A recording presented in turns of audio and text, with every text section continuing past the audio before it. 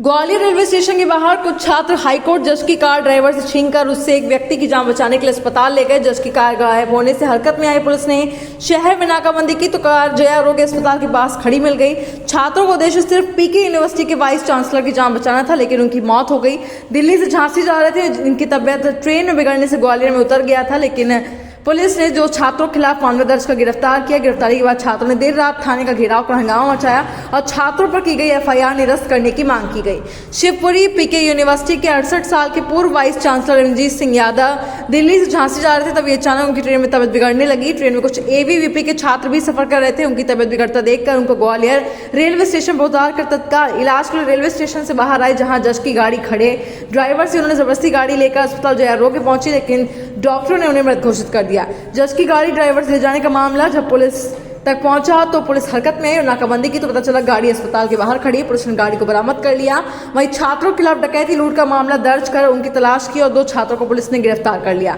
जब इस बात की खबर एबीवीपी के अन्य छात्र नेताओं को लगी तो वे देर रात पड़ाव थाने पहुंचे, जहां उन्होंने हंगामा कर छात्रों के खिलाफ एफआईआर को निरस्त करने की मांग की, साथ ही चेतावनी दी अगर उन्होंने एफआईआर निरस्त नहीं की तो पूरे प्रदेश में छात्र संगठन इसका विरोध करेगा। विरोध कर रहे छात्रों का कहना है कि उन छात्रों ने सिर्फ एक बुजुर्ग की जान बचाने के लिए मदद की थी, उनका गाड़ी लूटने का कोई उद्देश्य नहीं था, भविष्य में फिर ऐसे कोई मदद नहीं करेगा।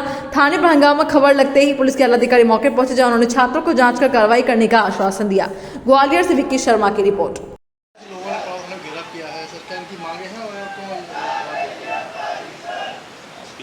कल एक वाक़या हुआ था यहाँ पे रेलवे स्टेशन पर कुछ लोगों के द्वारा माननीय जज साहब हाईकोर्ट महोदय की गाड़ी को रोका गया था। उस पर से एक अपराध पंजीबद्ध हुआ है पड़ाव थाने में।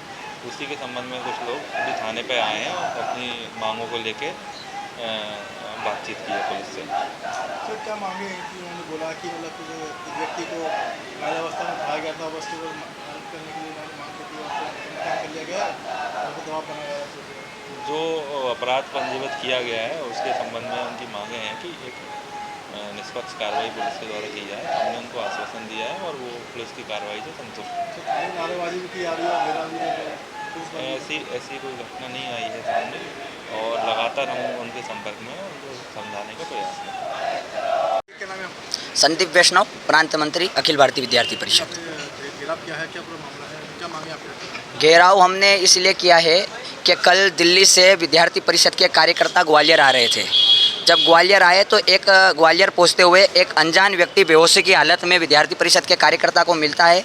सेवा परमो धर्म के भाव के साथ में जब विद्यार्थी परिषद के कार्यकर्ता उसकी जान बचाने के लिए उसको ग्वालियर उतारते हैं और पुलिस प्रशासन के साथ में वहाँ पर जो स्टेशन मास्टर है उसको सूचना देते हैं कि इस प्रकार का व्यक्ति हमें मिला है, लेकिन 20-25 मिनट इंतज़ार करने के बाद भी एम्बुलेंस वहाँ नहीं आती है और किसी प्रकार की उस व्यक्ति की मदद नहीं हो पाती है। तो विद्यार्थी परिषद का कार्यकर्ता सेवा का व्रत है, धारा जीवन है, अर्पित है जीवन सारा, इस भाव के साथ में उसको वहाँ से हॉस्पिटल पहुँचाने के लिए प्रयास करता है और एक गाड़ी में बिठाकर हॉस्पिटल लेकर जाता है। लेकिन हमको ध्यान में आता है कि वहाँ ले जाते हुए उसकी मृत्यु हो जाती है। कहीं ना कहीं वो 20-25 मिनट पहले पहुँच जाता तो उसकी जान बच जाती। लेकिन जब हमको हॉस्पिटल लेके जहाँ वहाँ जाते हैं तो ध्यान में आता है कि वो गाड़ी किसी जज की थी जिसमें हम लेके गए थे, विद्यार्थी परिषद के कार्यकर्ता लेके गए थे।